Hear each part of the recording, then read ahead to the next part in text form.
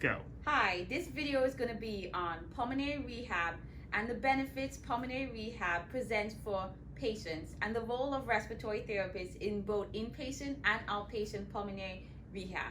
What patients qualify for pulmonary rehab?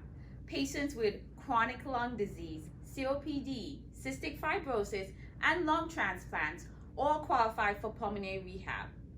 Pulmonary rehab can be done both on an inpatient and outpatient setting.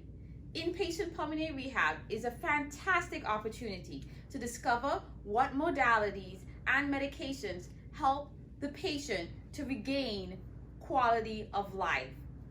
Inpatient pulmonary rehab, we have modalities like IS and medications. Medications such as albuterol inhalers, medications such as Spiriva, which is a once daily, long-acting medication for COPD patients. Also medications such as Briolipta, another once daily maintenance medication for COPD patients. And we can instruct patients in the proper use of spacers, which help deposit medication deeper into the lungs.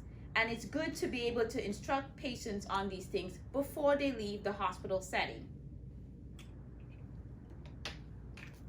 Outpatient pulmonary rehab can last anywhere from 6 to 12 weeks and is a wonderful opportunity to assess what the patient is also going to go through in the home setting. Outpatient pulmonary rehab is made up of a whole care team. Outpatient pulmonary rehab is very important to the patient. As respiratory therapists, it is one of our priorities to do a proper patient assessment. In a proper patient assessment, I'm going to ask the patients questions such as, what type of home? Do you have stairs in your home? How is your shortness of breath on your current respiratory medications? I want to make sure as a respiratory therapist that my patient not only has bronchodilators, but has long-acting medications such as Atrovent, have also steroids such as Pulmicort or Symbicort or Advair, and also has one-time daily medications such as Spiriva, Tridoza, and Trilogy. All these medications help COPDers be able to have better quality of life, and it is very important to ask these questions in the outpatient settings for pulmonary rehab. You also want to ask questions like, what is the patient's goal? For instance, if a patient normally only is able to walk 25 feet, but their goal is to walk their granddaughter to the bus stop 100 feet away, it can be the care team's goal to help that patient reach 100 feet. We also have different modalities and techniques, such as we can give the patient oxygen, we can do CPT, and we have different breathing techniques. The care team in pulmonary rehab, whether inpatient and outpatient, is made up of a physician, a respiratory therapist, physical therapist, occupational therapist, social worker, and dietitian, with a complete care team, and also the patient, supporting the patient in their complete goals.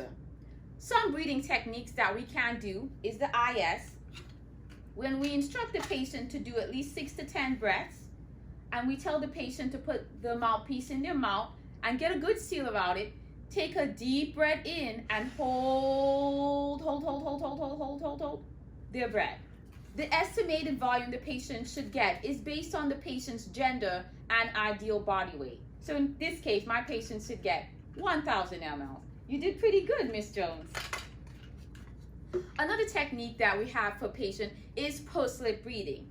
If during therapy and class, my patient becomes very short of breath, even on oxygen, even if they're satting well, but they have a little bit of difficulty breathing, pursed-lip breathing is a wonderful way to help a patient regain their ability to breathe well.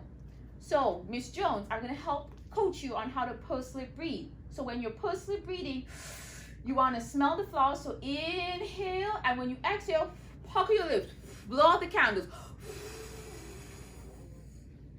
If pursed-lip breathing alone does not help the patient to regain comfortability in breathing, you can also help them change their body position. Miss Jones, I'm going to help hold your hand. So I'm going to help you stent your airways. I'm going to help you lean over the table. And when you pursed-lip breathe, it's going to help you. 1, 2, 3. Slowly. Okay. So same thing. Deep breath in. Pucker your lips. Blow out. Modalities such as pursed breathing and body positioning helps the patient be able to regain the ability to breathe comfortably. Another thing that you can do is if a patient is coughing, you can stent the airways with a pillow. So Ms. Jones, I'm going to put a pillow over your stomach so that you are able to cough better. And if the patient is not able to hold the pillow on their own, you can hold it for them. So when you cough, we're going to press down on the pillow and you're going to cough. Techniques such as this makes it easier for a patient to cough, which is very important with lung modalities to bring up secretions that will enable the patient to breathe better when the secretions are removed. Also, techniques such as huff coughing allow the patient to be able to generate enough pressure to be able to remove thick secretions. The last part of pulmonary rehab, especially with COPD patients, is nutrition. It's very important for these patients to have diets that are lower in carbohydrates and to also have lots of fluids in order to facilitate thinner mucus that is easier to clear from their respiratory system. And social concerns. Pulmonary rehab, both inpatient and outpatient, with social concerns, things like, can my patient afford their long-term meds? Can the patient actually travel to the pulmonary rehab facility? Do we need to provide transportation? And what family support does the patient have? Support groups can facilitate with that. I hope this video has helped facilitate your learning on pulmonary rehab. Thank you.